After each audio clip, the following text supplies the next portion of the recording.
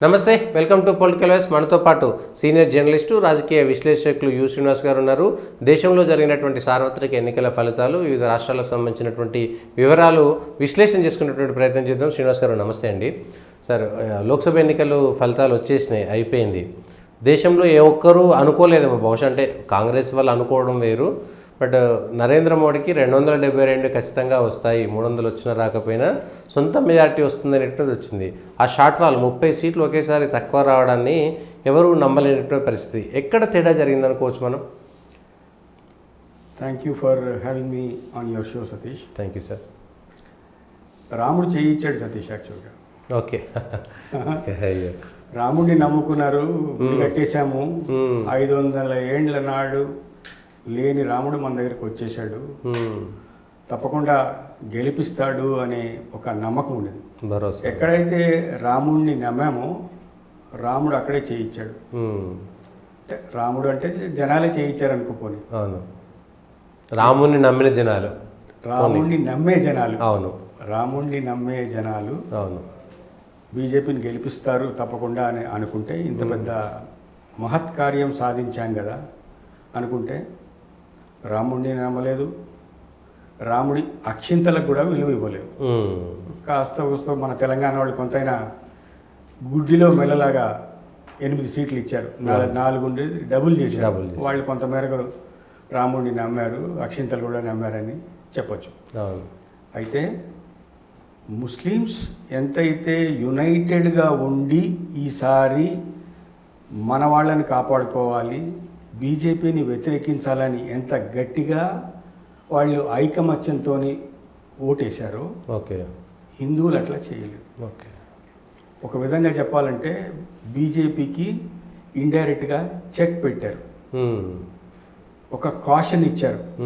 ఇంకా విర్రవీగడానికి వీలు లేదు, సరైన పందాలో వెళ్ళకపోతే లేదా వన్ సైడెడ్ వెళ్తే నెక్స్ట్ టైం రాకపోవచ్చు కూడా.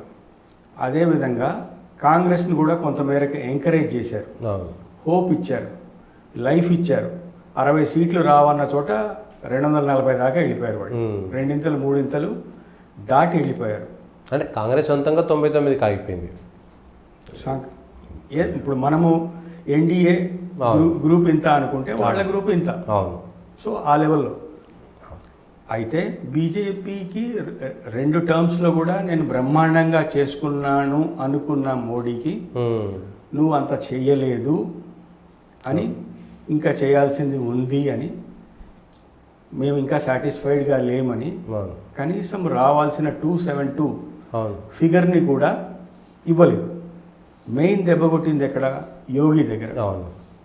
యోగి ఒక సైడ్ బాగా చేశాడు అనిపించుకున్నా ఇంకో సైడ్ బాగా చేయలేదు అనే విధంగా ఉంది. అట్ ది సేమ్ టైం తక్కువ కులాల వాళ్ళు, ముస్లింలు, అల్పసంఖ్యాకులు, దళితులు, అనగారిన వాళ్ళు, ఇక అవన్నీ టర్మ్స్ పెట్టుకుంటే వాళ్ళని అఖిలేష్ మెప్పించగలిగాడు ఓకే మోడీకి వ్యతిరేకంగా.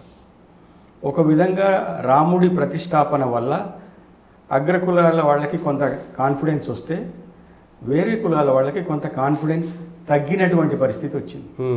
ఈ మధ్యనే ఒక ముస్లిం క్లరికో ఎవరో వాళ్ళ వాళ్ళ గురువుల పూజారుల వాళ్ళు ఉంటారు, అతను ఏం చెప్పాడు తెలుసా?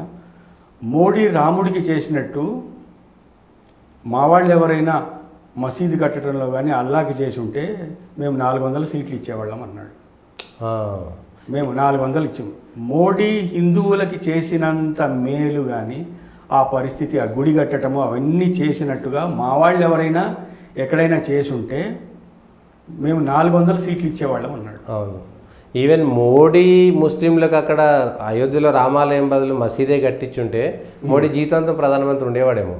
ఉండేవాడు. ఇప్పుడు అతను చెప్పింది అదే. అంటే హిందువులకు అంత చేసినా వాళ్ళు నమ్మకంగా రిటర్న్ ఇవ్వలేదు. మాకు అట్లా ఏదైనా చేసి ఉంటే అంతకన్నా 400 కాదు 500 కూడా ఇచ్చేవాళ్ళమేమో అని ఒక స్టేట్మెంట్ ఇచ్చాడు. అంటే ఆ కృతజ్ఞత అనేది ఏదైతే ఉందో, ఆ నమ్మకం ఏదైతే ఉందో, అది అక్కడ అయోధ్యలో నిలబడలేదు, ఉత్తరప్రదేశ్లో నిలబడలేదు. లా అండ్ ఆర్డర్ బ్రహ్మాండంగా చేశారని చెప్పారు, బ్రహ్మాండంగా చేశారని చెప్పిన చోట ఓట్లు మాత్రం రాలేదు. ప్రతి నెల బియ్యం ఇచ్చారన్నారు, ఫ్రీగా బియ్యం ఇచ్చామన్నారు, తిన్నామన్నారు, కానీ కృతజ్ఞత భావం మాత్రం ఎక్స్ప్రెస్ చేయలేదు.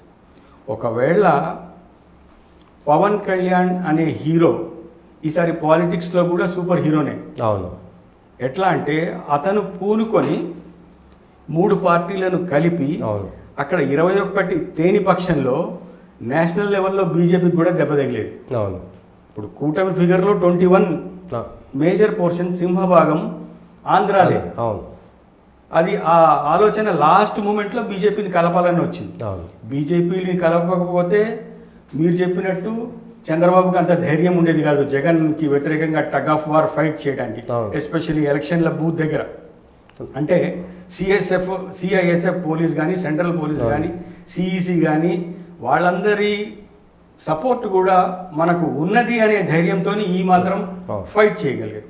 మనకేమైనా కష్టం వస్తే మోడీ సపోర్ట్ చేస్తారనే ఒక మనోబలం వచ్చింది కాబట్టే ఆ 21 వచ్చింది.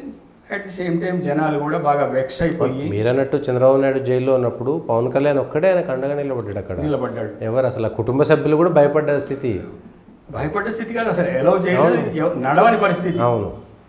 వాళ్ళ కాలం కాదు అది, వాళ్ళ టైం కాదు, వాళ్ళది నడవలేదు. కానీ ధైర్యం చేసి ముందుకెళ్ళి లోకేష్ పాదయాత్ర ఆపేసుకొని ఢిల్లీ చుట్టూ చక్కెర కొట్టాల్సిన పరిస్థితి వచ్చింది. అవును. పురంధరీశ్వరి తీసుకెళ్ళి ఆయన నెగోషియేట్ చేసేదాకా, బీజేపీ నెగోషియేట్ చేసేదాకా అక్కడ ఆయన బయటకు వచ్చే మార్గం దొరకలేదు, కనపడలేదు. అవును.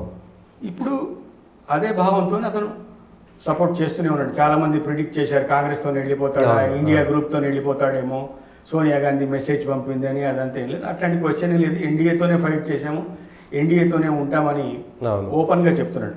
ఒకప్పుడు దెబ్బతిన్నవాడు ఇప్పుడు దెబ్బతినే పరిస్థితి లేదు. జనాలు ఓవరాల్గా చూస్తే ఏ రీజన్ ఏమైనా ఎవరిని ఎక్కడ పెట్టాలో అక్కడ పెట్టారు.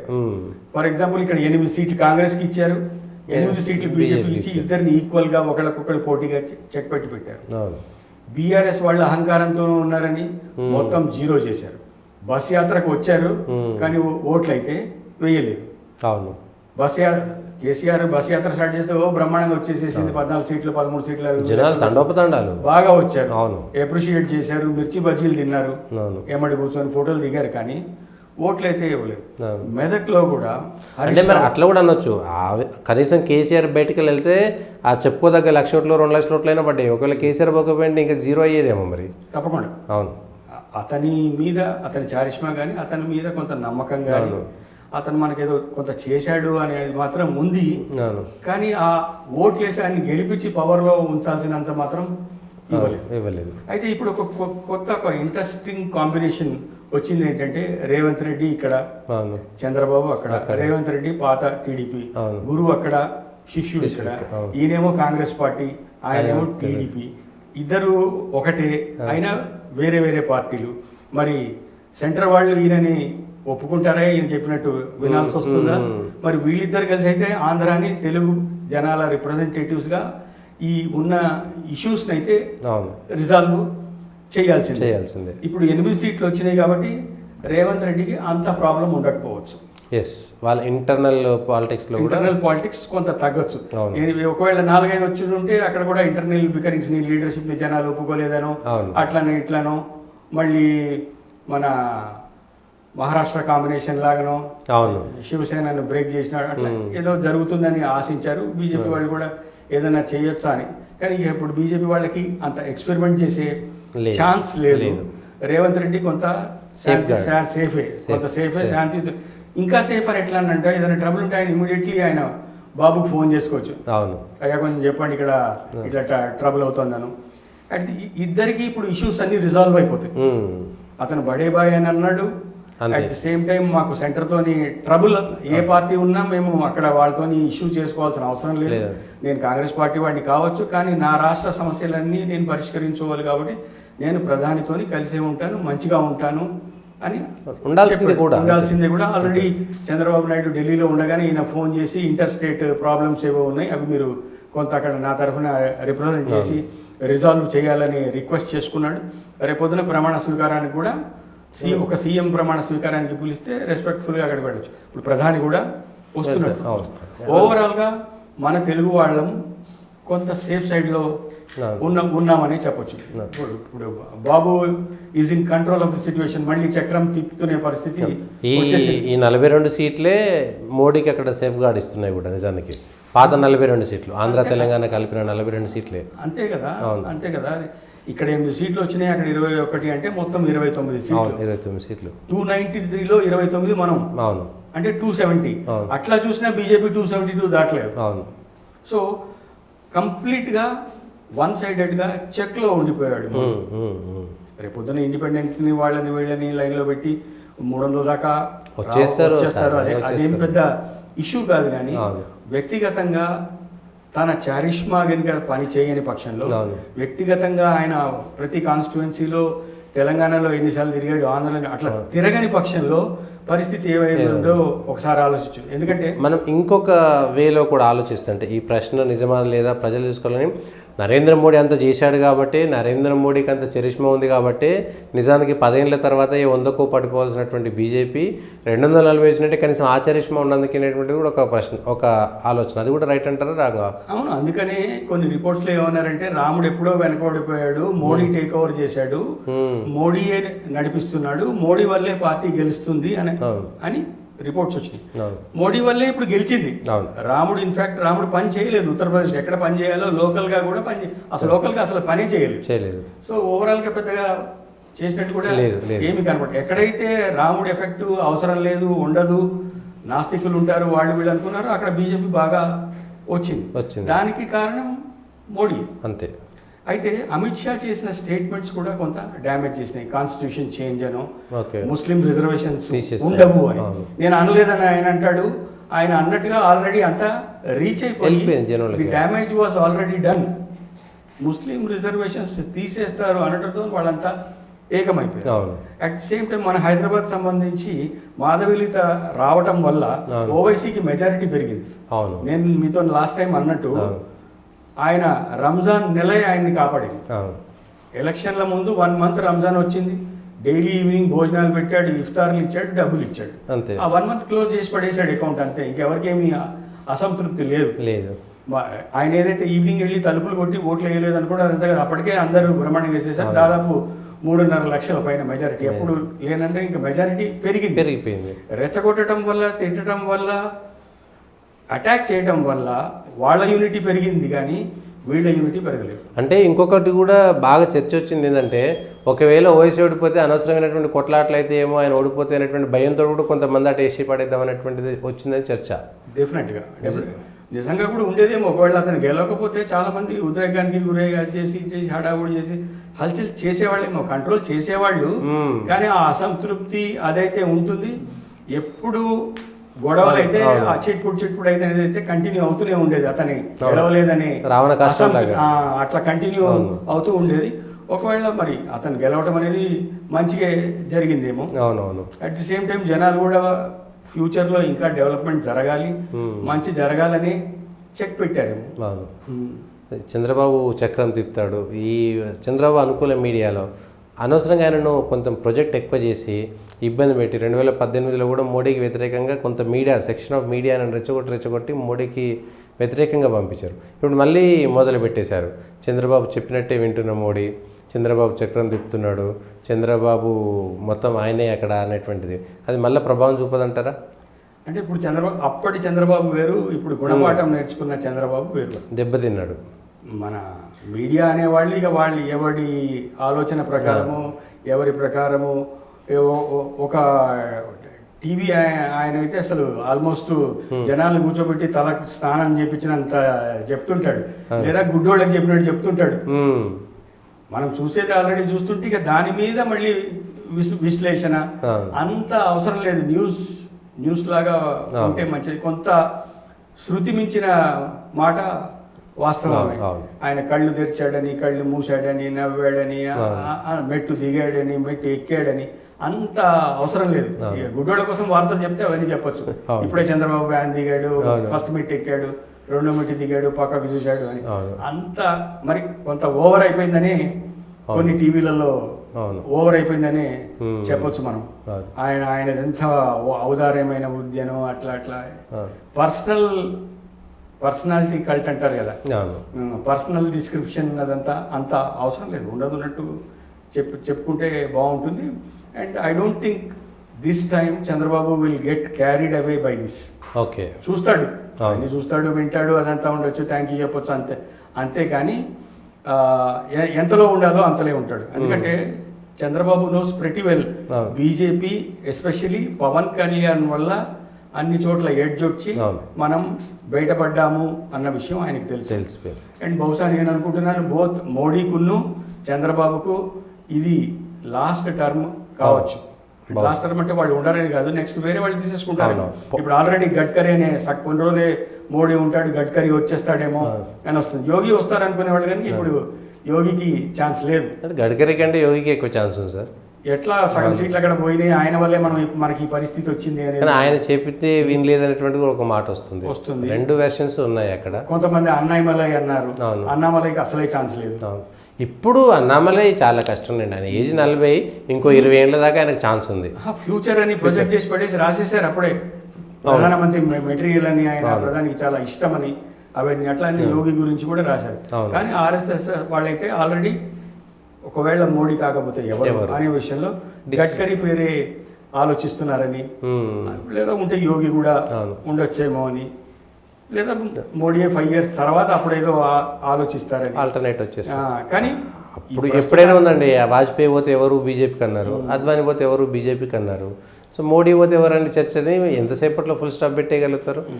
వాళ్ళకున్న ఫ్రీడమ్ ఆఫ్ డిఫరెంట్ కదా, అది దానికి సంబంధించి. ఇంకొక టాపిక్ కూడా ఉంది, ఏమని ఆర్ఎస్ఎస్ వాళ్ళు ఈసారి టైట్గా వర్క్ చేయలేదు కాబట్టి ఇంత ఈజీగా గెలుస్తారు, రాముడి దగ్గర బ్రహ్మాండంగా మనకి రెస్పాన్స్ వచ్చిందని అనుకుని డీలా వదిలేయబట్టి అసలుకే మోసం వచ్చింది అనేది కూడా టాక్ వచ్చింది.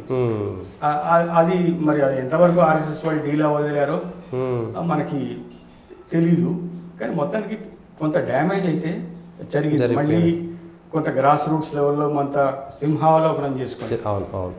When it comes to Telangana, Kishan రెడ్డిని మాత్రం అభినందించాలి. కిషన్ రెడ్డి బండి సంజయ్ని మార్చి కిషన్ రెడ్డిని తెచ్చారు, అంత సరిగ్గా లేదు పరిస్థితి, రాకపోవచ్చు అన్నారు. కానీ మనమైతే చెప్పుకున్నాం 10 రావచ్చు, 8 అయితే పక్కా వస్తాయి, 8 వచ్చినాయి. సో మిగిలిన చోట్ల ప్రెడిక్షన్ తప్పైనా కానీ తెలంగాణ విషయంలో తప్పైతే కాదు. కిషన్ రెడ్డి కూడా కొంత డౌట్ఫుల్ అని, అక్కడ లోకల్ క్యాండిడేట్లు ఉన్నారని, ఓడిపోతారని, నాగేందర్ ఉన్నాడని. కానీ మనం అనుకున్నట్టుగా ఆయన సికింద్రాబాద్ మాత్రమే పరిమితమయ్యాడు. ఇంకా ఆయనకన్నా నాగేందరే బెటర్గా ఉన్నాడు. కిషన్ రెడ్డి చాప కింద నీరులా చల్లగా ఉండి గెలిచాడు. ప్లస్ అతని లీడర్షిప్లో 8 సీట్లు వచ్చినాయి. మళ్ళీ central minister cabinet, central minister లేదా నేషనల్ ప్రెసిడెంట్ అనేది కూడా ఈ మధ్యన పుకార్లు వస్తుంది. అది కూడా వస్తుంది, పుకార్లు కాదు, వార్తలు వస్తున్నాయి. ఎందుకంటే ఎలిజిబిలిటీ శివరాజ్ సింగ్ చౌహాన్, కిషన్ రెడ్డి ఇద్దరు విమర్శల్లో కలిసి పనిచేశారు. హోమ్ మినిస్టర్ కూడా ఈయన కింద పనిచేశాడు. అమిత్ షా కిషన్ రెడ్డి కింద పనిచేశాడు కాబట్టి డెఫినెట్గా ఛాన్స్. వెంకయ్య నాయుడు కూడా క్లోజ్ అయ్యి కాబట్టి వెంకయ్య నాయుడు ప్రెసిడెంట్ చేశాడు. సో ఈయన కూడా ప్రెసిడెంట్ అయ్యే ఛాన్సెస్ ఉన్నాయి. సెంట్రల్ మినిస్ట్రీ మళ్ళీ ఇస్తారనే నేను అనుకుంటున్నాను. మన స్టేట్కి ఒకటి MOS కూడా ఇస్తారని అనుకుంటున్నారు. క్యాబినెట్ ఒక ఎంఓఎస్ అంటున్నారు. రెండు అయితే వస్తాయి. ఆ రెండోది ఎవరికి వస్తుంది మరి, లేడీకి వస్తుందా జెంట్స్కి వస్తుందా అనేది చూస్తాం. ఒకటైతే ఈయనకి 60% ఈయనకి ఇచ్చేయాల్సిందే, ఫోర్గో కావాల్సిందే ఒకటి. రెండోది MOS ఎవరికి అనేది చూడాలి. ఇప్పుడు మన స్టేట్ కన్నా కూడా ఆంధ్ర వాళ్ళని, నితీష్ కుమార్ని, వీళ్ళని సంతృప్తి పరిచి వీళ్ళని గ్రిప్లో పెట్టుకొని మనం ఫర్దర్ ముందుకు కంటిన్యూ కావాల్సిన అవసరం ఉంది. ఎక్కడ తప్పు చేశాము, ఎవరిని మెప్పించాలి భవిష్యత్తులో ఈ తప్పిదం జరగకుండా. ఎందుకంటే 272 మార్క్ దాటకపోవడం అనేది కంప్లీట్లీ కేవలం 30 సీట్లు అనేటువంటిది రాజకీయాన్ని ఇటు నుంచి ఇటు మార్చేసింది.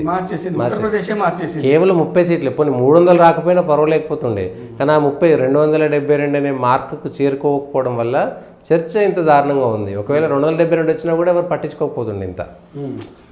యోగేంద్ర అనే సెఫాలజిస్ట్ కాంగ్రెస్ పనిచేశాడు, అతను ముందు నుంచే చెప్తున్నాడు. కానీ ప్రశాంత్ కిషోర్ అనేవాడు మాత్రం 60 కూడా రావని కొట్టిపడేశాడు. కానీ కొంత మేరకు ప్రశాంత్ కిషోర్ది కూడా ఉపయోగపడింది. ఎందుకంటే ఆయన ముందు నుంచి ఒక ఒపీనియన్ బిల్డ్ చేసి పెట్టాడు, కాంగ్రెస్ రాదట 60 అట అని. అట్లాంటి పరిస్థితుల్లో కూడా తనుకొని 240కి వెళ్ళిందంటే మోడీ కన్నా కూడా రాహుల్ గాంధీని అప్రిషియేట్ చేయొచ్చు. తన యాత్ర ఎంతో కొంత పనిచేసిందని చెప్పొచ్చు.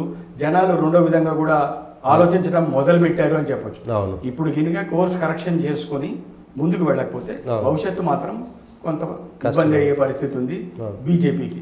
నేను కాంగ్రెస్ కూడా 3 సార్లు ప్రతిపక్షంలో ఉండి మళ్ళా కష్టపడడం అనేటువంటిది వాళ్ళు కూడా ఇంకా ఎక్కువ కష్టపడాలి. ఎందుకంటే ఇంతకంటే ఎక్కువ అలయన్సెస్ వాళ్ళకి రావు. ఇక మొన్నొచ్చిన ఇండియా అలయన్సెస్ కంటే ఇంకెక్కువ అలయన్సెస్ రావు. ఇంతకంటే ఎక్కువ ఏముంది, 2004లో అంతే చేసిరు, ఇప్పుడు అంతే ఉంది. సో ఫైనల్ ఇంతకంటే ఎక్కువ అటెంప్ట్ కాంగ్రెస్ కూడా ఎక్కడ కనబడతలేదు భవిష్యత్తులో. అయితే లీడర్షిప్ మార్చి బెటర్ లీడర్షిప్ కనుక వస్తే, బెటర్ థింకింగ్ వస్తే కొంత మార్పు రావచ్చు. అదేవిధంగా చంద్రబాబు నాయుడు కూడా లాస్ట్ గవర్నమెంట్ చేసిన తప్పిదాలు దృష్టిలో పెట్టుకొని ఈయన కూడా సూపర్ 6 అని ఇచ్చాడు. ఆ సూపర్ 6 ఇంప్లిమెంట్ చేయకపోతే రేవంత్ రెడ్డికి అయితే ఎట్లా వ్యతిరేకత వచ్చిందో, ఎంతైతే బౌన్స్ ఇచ్చారో మళ్ళీ అంత కిందికి రావాల్సిన పరిస్థితి వస్తుంది. ఫండ్స్ లేవంటున్నారు, స్పెషల్ స్టేటస్ తెస్తాడేమో అని ఆశిస్తున్నారు. కింగ్ మేకర్ కాబట్టి ఆంధ్రాకి ఎంతో మేలు జరుగుతుందని అనుకుంటున్నారు. రేవంత్ రెడ్డి తన శిష్యుడు ఇక్కడే ఉన్నారు కాబట్టి ఇంటర్నల్ డిస్ప్యూట్స్ ఏవైతే వాటర్ డిస్ప్యూట్స్ కానీ మిగతా డిస్ప్యూట్స్ ఉన్నాయో అవన్నీ కూడా రిజాల్వ్ అయిపోతాయని ఎక్స్పెక్ట్ చేస్తున్నారు. అంటే ఎక్స్పెక్టేషన్స్ చాలా ఎక్కువ ఉన్నాయి. సినిమా 100 days అనుకుంటున్నారు. మరి ఆ 100 days లెవెల్లో వీళ్ళు పని చేయాలి. పవన్ కళ్యాణ్ అనేవాడు హీరో. వాళ్ళ పార్టీకి ఇవ్వాల్సిన సముచిత స్థానము గౌరవము కూడా ఇవ్వాలి. పవర్లోకి వచ్చిన తర్వాత విభేదాలు రాకుండా వాళ్ళని ఒక పక్క బీజేపీని మెప్పించాలి, ఇంకో పక్కన జనసేనని మెప్పించాలి, ఇంకో పక్కన జనాలను మెప్పించాలి. ఇవన్నిటినీ పెట్టుకొని ముందుకెళ్తే తప్ప చంద్రబాబు నాయుడు కూడా చంద్రబాబు నిలబడలేడు. ఈ లోకేష్కి ఇచ్చేస్తాడు, లోకేష్ వచ్చేస్తాడు, అవైతే 2.5 సంవత్సరాలు చూసి అప్పుడు ఇస్తారేమో సార్. మరి ఇస్తారేమో. ఇస్తే ఎట్లా ఉంటుంది అనేది కూడా ఒకసారి బ్యారేజ్ వేసుకొని ఉన్నంతకాలం ఆయనే చేస్తాడు. మరి బాలకృష్ణ పరిస్థితి ఏంటి? బాలకృష్ణ కూడా ఎన్టీఆర్ కొడుకే కదా. మరి బాలకృష్ణ అల్లుడే కదా, సో వాళ్ళకి ఇబ్బంది రాదు. అట్లా అల్లుడు అనుకుంటే ఇబ్బంది ఉండదు. ముందైతే కొడుకునే చూడాలి. మరి మాకేదైనా ఇష్టం ఉంది ఆయన ప్రపోజ్ చేసి ఇప్పిస్తే, ఎన్టీ రామారావుకు వాళ్ళ అల్లుడు తీసుకున్నాడు, సేమ్ ఇక్కడ కూడా బాలకృష్ణకు వాళ్ళ అల్లుడు టేక్ ఓవర్ చేస్తాడు. బాగా చెప్పాను, మంచి ఈక్వేషన్ అది. అల్లుడిని సంతృప్తి పరచడానికి కూడా ఇవ్వచ్చు. కాకపోతే అతను కూడా ఒక 3000 కిలోమీటర్లు నడిచి కష్టపడ్డాడు, జనాల్ని మెప్పించాడు. ఎంతైతే చంద్రబాబు ఒకప్పుడు వర్క్ చేసేవాడో ఆ మేరకు తను కూడా వర్క్ చేశాడు. రాహుల్ గాంధీ లాగా లోకేష్ని కూడా పప్పు అని అన్న పరిస్థితి నుంచి ఆయన ఈ స్టేజ్కి ఎదిగాడు, మెప్పించాడు, మంగళగిరిలో గెలిచాడు. తను కూడా మంచి లీడర్గా ఎదుగుతున్నాడు. అండ్ భవిష్యత్తులో మంచి రోజులు ఉంటాయని నేను అనుకుంటున్నాను. లోకేష్ కూడా అసలు చెప్పుకోవాల్సింది కీలకమైనటువంటిది. సారు కారు 16 అది మేము గెలిస్తే ప్రధానమంత్రి అని చెప్పిన కేసీఆర్ గారు లేదా బీఆర్ఎస్ పరిస్థితి ఎట్లా ఉండబోతుంది? ఎందుకంటే ఇప్పటికే 0 మెదక్ అన్నారు, మెదక్లో గొంతు నిలిమేషన్ రావడం. ఇప్పుడు ఏంటి పరిస్థితి? కవిత ఫ్యాక్టర్ చాలా దెబ్బతీసింది పార్టీని. లిక్కర్ స్కామ్ అనేది ఏదో వచ్చిందో అది చాలా దెబ్బతీసింది. ఆమెమో బయటకు వచ్చే పరిస్థితి కనపట్లేదు. రేవంత్ రెడ్డి లేటెస్ట్గా బీజేపీకి సీట్లు వదిలేశారని చెప్తున్నారు. కొంతమంది ఏమో వాళ్ళు ఓడిపోయారు కానీ ఇంకా అహంకారము, దర్పము అవి తగ్గట్లేదు వాళ్ళకి, జనాలతోని ఇంకా కలిసి రావట్లేదు అని అంటున్నారు. బస్సు యాత్రకైతే మంచి రెస్పాన్సే వచ్చింది, కానీ అది ఓట్లలోకి అయితే కన్వర్ట్ కాలేదు. మెదక్ సంబంధించిన మటుకు జనాలు ఏం చెప్పారంటే, హరీష్ గాను వస్తే ఇండివిజువల్గా హరీష్కి మేము ఒప్పుకుంటాము, హరీష్ని గెలిపించుకుంటాము, కానీ హరీష్ చెప్పిన వాడినల్లా గెలిపించమన్నారు. ఆ క్యాండిడేట్ రియల్ ఎస్టేట్ వాడు, కన్ఫర్డ్ ఐఏఎస్, జనాల ఇండ్లు కూల్చేసిన వాడు, కాళేశ్వరం ప్రాజెక్టులో కూడా అతనికి ఏదో ఉందని చెప్తారు. ఈ రియల్ ఎస్టేట్ చేసినోడు కాబట్టి జనాలతోనే అతనికి సంబంధం లేనివాడు, జనాలతో టచ్ లేని వాడిని జనాలు పెద్దగా గెలిపిస్తారని అనుకోవటం మన అవివేకం. బీఆర్ఎస్ పరిస్థితులే బాగాలేని టైంలో జనాలతో సంబంధం లేనివాడిని ఒక క్యాండిడేట్గా పెట్టి హరీష్ ఉన్నాడు కాబట్టి హరీష్ మనల్ని గెలిపిస్తాడు అని అనుకుంటే అది కేసీఆర్ చేసిన పొరపాటే. At the same time BRS కూడా క్యాండిడేట్ లేరు, ఉన్న వాళ్ళని ఎవరినో మోపు చేసి పెట్టారు. అది ఎంతవరకు అంటే మరీ పరుగు పోకుండా క్యాండిడేట్ కూడా పెట్టలేదు అని ముందు నుంచి ఒక టాక్ వచ్చింది. 1 or none ఫర్ బీజేపీ అని కేసీఆర్ చెప్పాడు, కానీ కేసీఆర్కి 1 or none అని అందరూ డిసైడ్ అయిపోయారు. అందరూ చెప్పడం ఏం రావు, ఒకటి కూడా రాకపోయి కొంతమంది మెదక్ వస్తుందంటే మెదక్ కూడా ఏం రాదు. అవును, హరీష్ అయితే గెలిచేవాడేమో కానీ తను మనం డిస్కస్ చేసుకున్నప్పుడు చాలాసార్లు మనకు సందర్భం వచ్చింది. అది చాలా ఓపెన్ గా ఒక టాక్ టీఆర్ఎస్ చుట్టూ బిల్డప్ అయిపోయింది. ఇప్పుడు మిగులుతారా? ఇప్పుడు ఉన్న 35 మంది ఎమ్మెల్యేలు 39లో 35 మిగిలారు. ఆ 35 మంది మిగులుతారా కాంగ్రెస్లోకి జంప్ అయితే? ఇప్పుడైతే ఎవరు ఏం పెద్ద చీల్చడానికి ప్రయత్నం చేస్తున్నారని నేను అనుకోలేదు. మన రేవంత్ రెడ్డి మాత్రం మీ ఆత్మ ప్రబోధం ఎట్లా చెప్తే అట్లా ఆలోచించండి అంటే it is an indirect invitation to BRS to join Congress ఎమ్మెల్యేస్కి. మీ ఆత్మ ప్రబోధం ఎట్లా చెప్తే అట్లా చేయండి అంటే రేవంత్ ఉద్దేశం ఏంటంటే వాళ్ళ ఆత్మ ప్రబోధం పవర్ ఉన్న పార్టీలోకి వెళ్ళమని చెబుతోంది అనేది ఆయన ఉద్దేశం. ఇండైరెక్ట్ గా ఇన్వైట్ చేశాడు.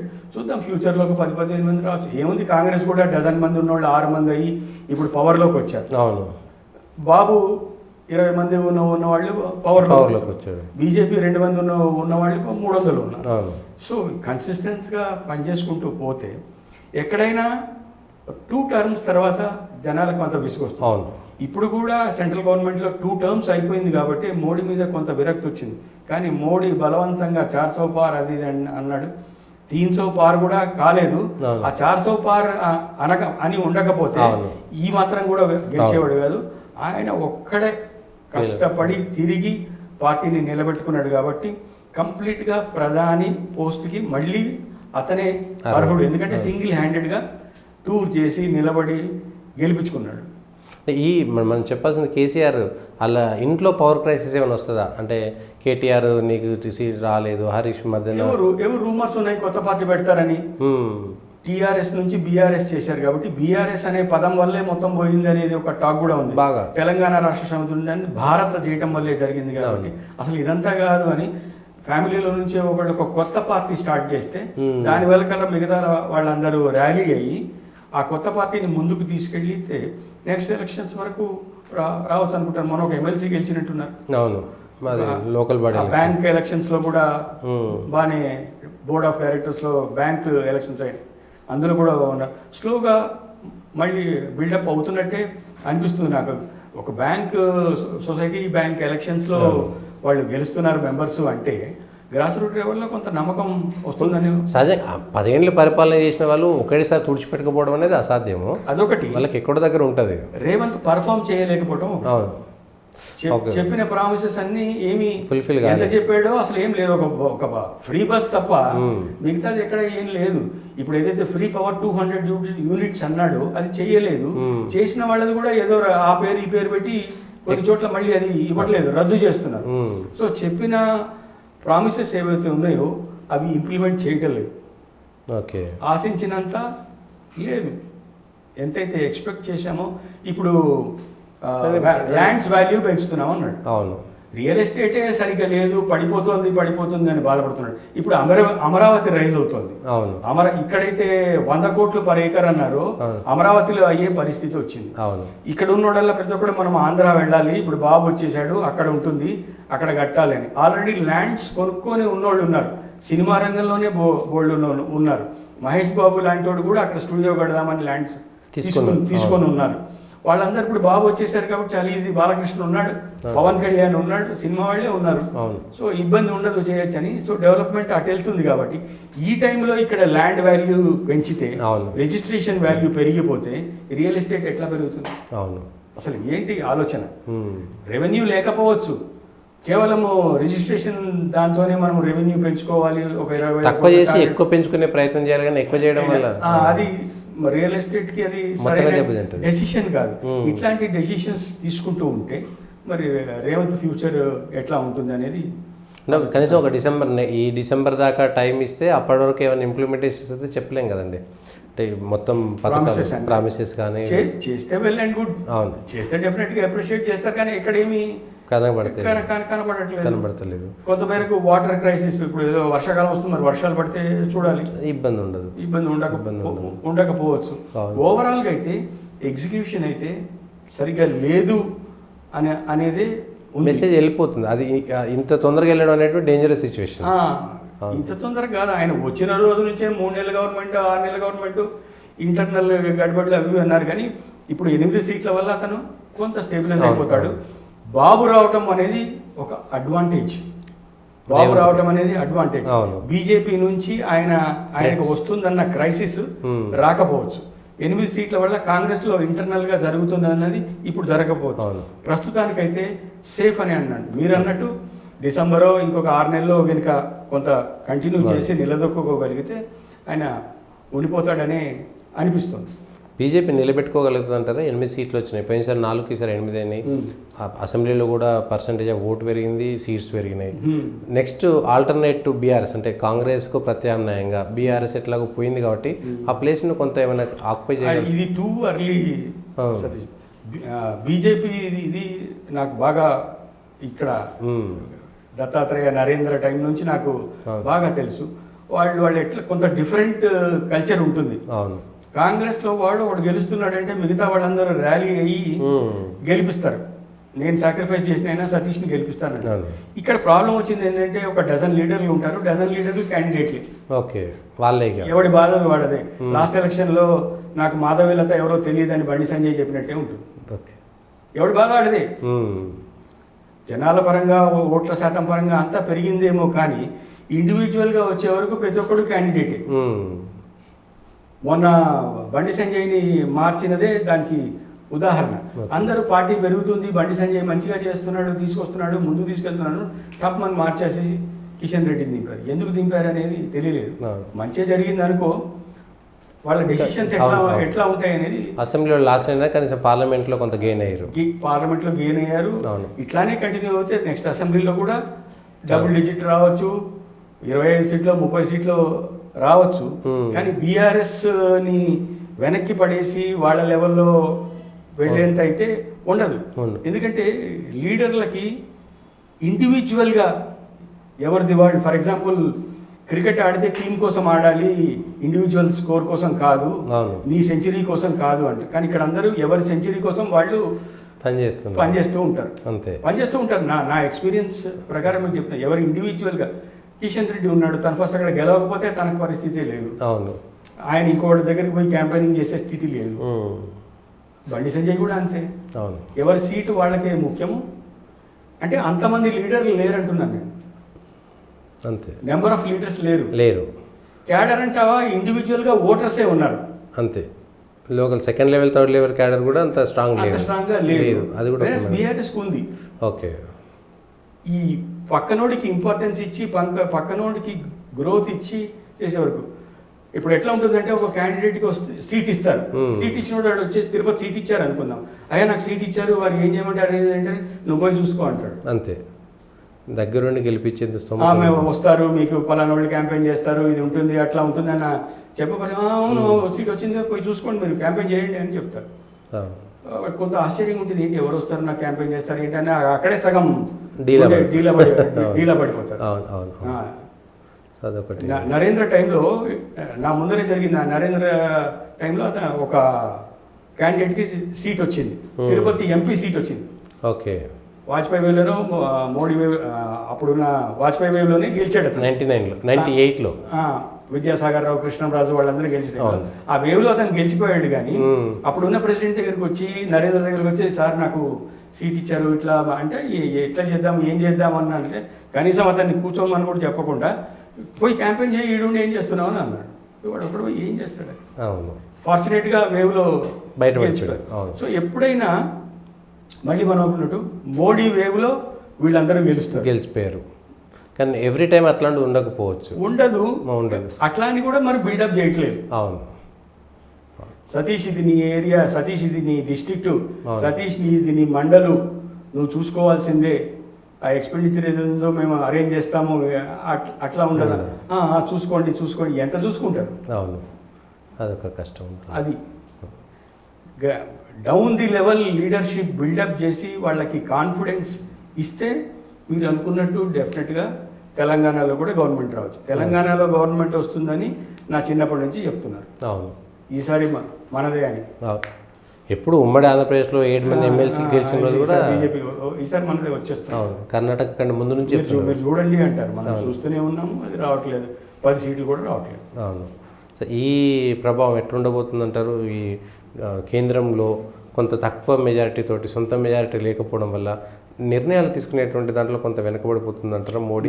నేనైతే మోడీ ఈసారి ఆర్యా పార్ చేయాల్సింది చేస్తాను, నెక్స్ట్ టైం వస్తుందా రాదా అనేది ఓకే. అట్లా ఏమి ఇట్లా తక్కువ సీట్లు వచ్చినాయి ఎందుకంటే ఆయనకు తెలుసు తను ప్రధానమంత్రిగా ఉండకపోవచ్చు, కాబట్టి చేయాల్సిందేదో చేద్దాం, ఓకే నెక్స్ట్ టైం ఏదవుతుందో అదవుతుంది. అయితే మంచికే, మంచికే, మంచి డెవలప్మెంట్కి కొంత ఇబ్బంది ఉన్నా, సీట్లు తక్కువ అవుతాయన్నా ఈసారి బెదిరే ప్రసక్తి ఉండదు.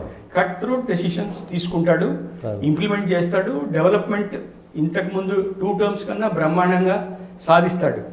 ఆ డెసిషన్స్ వల్ల ఒక వర్గానికో కొన్ని స్టేట్స్కో కొన్ని చోట్లకో ఇబ్బందులు రావచ్చు. దాని రిపర్కషన్స్ ఎట్లా ఉంటాయి, దాని ఇంప్లికేషన్స్ ఎట్లా ఉంటాయి, రేపొద్దున మళ్ళీ బీజేపీ సెంటర్లో పవర్లోకి వస్తుందా రాదా అంటే ఇట్ ఈస్ టూ ఎర్లీ. ఏం డెసిషన్స్ తీసుకుంటారనేది టూ ఎర్లీ. కానీ డెవలప్మెంట్ అయితే ఈసారి బ్రహ్మాండంగా చేసి చూపిస్తాడు. ఎందుకంటే ఆల్రెడీ ఇప్పుడు సగం కంటే పైగా రీచ్ అయిపోయారు వాళ్ళు. 250 దాకా కాంగ్రెస్ వాళ్ళు వచ్చేసేసారు. నువ్వు 270 కూడా రాలేదంటే ఒక 20-30 తేడాకి వాళ్ళు రాగలిగారంటే నెక్స్ట్ టైం దాటరని ఏముంది. సో దాటరా అనే తర్వాత సంగతి. ఈసారికి మనం చేయాల్సింది ఏది ఉందో అది. ఇంతకు ముందు 2 టర్మ్లు ఉన్నా కొంత సంశయించేవాడేమో, ఇదైతే అది కావచ్చు, అదైతే ఇది కావచ్చు, కొంత మనం వెనక్కి తగ్గి. ఈసారి తగ్గి ఉండే ప్రసక్తి ఉండదు. ఏమి నిర్ణయాలు తీసుకోవాలో డెవలప్మెంట్ కోసం కానీ, ఇంకోళ్ళని తగ్గించడం కానీ, వేరే కంట్రీస్ భయపడేది వెనకాడేది ఈసారి ఉండదు. తప్పకుండా రైట్ డెసిషన్సే తీసుకుంటాడు, డెవలప్మెంట్గా దిశగానే తీసుకుంటాడు. అది మంచి జరుగుతుందని మనం ఆశిద్దాం. ఓకే, థ్యాంక్ యూ శ్రీనివాస్ గారు. ఇది ఓవరాల్గా జాతీయ స్థాయిలో వచ్చినటువంటి ప్రభుత్వంలో కానీ, వచ్చినటువంటి ఓట్ల విషయంలో కానీ నరేంద్ర మోడీ మీద ప్రభావం చూపుతూ అది దేశం కోసం మంచి చేస్తారనేటువంటిది. ఇక తెలంగాణ ఆంధ్ర రాష్ట్ర రాజకీయాలు ఇంకొద్ది కాలం అయితే కానీ ఏం జరుగుతుందో చెప్పవచ్చు అనేది ఒక మాట.